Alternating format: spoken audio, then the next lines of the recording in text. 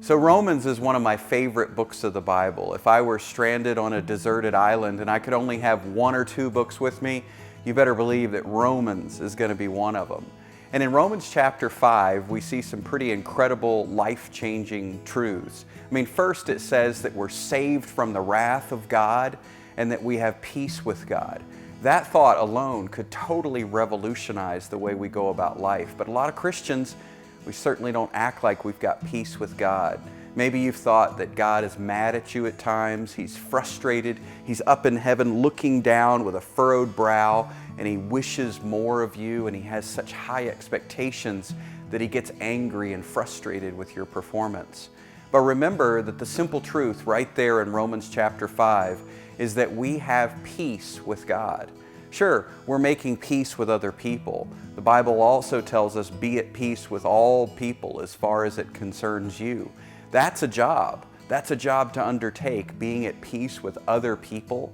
It involves all kinds of apologies and improved performance and sensitivities. But we don't walk on eggshells with the God of the universe. Romans 5 tells us we have peace with Him. Not only that, we're saved from the wrath of God, it says. Now, I don't know about you, but I certainly find a lot of us Christians, we're inventing smaller punishments for sin.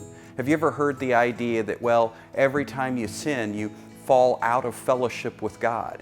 You know, He distances Himself, He withdraws Himself, and you've got to get back in His good graces somehow through enough apologies, enough repentance, enough improved behavior, and then He will bring Himself back in proximity to you once again. But hang on, because that very next failure could cause Him to distance Himself once again. See, that's not peace with God. That's not being saved from the wrath of God. That's actually inventing a lesser punishment for sin. Did you know that the wages of sin is death, nothing less? And that's why Jesus died. The wages of sin is not that God is ticked off at you for an hour until you do better. The wages of sin is not that you're out of fellowship for a day or two until you improve. The wages of sin is death. And Jesus died. And as I like to say, we need to do the math on that one and celebrate real peace with God.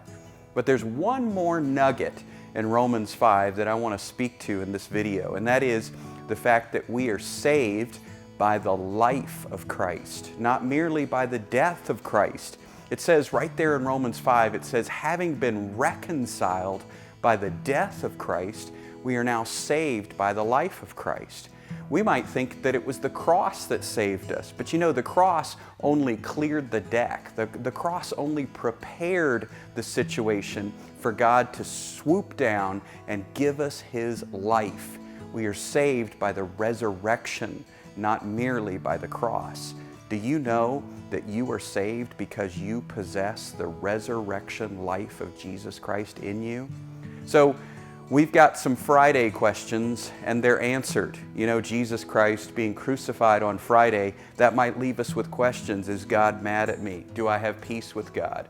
The answer to those is that God has saved us from His wrath, and we do have peace. So let's graduate from Friday, and let's start celebrating the reality of Sunday, the reality of His resurrection life in you forever.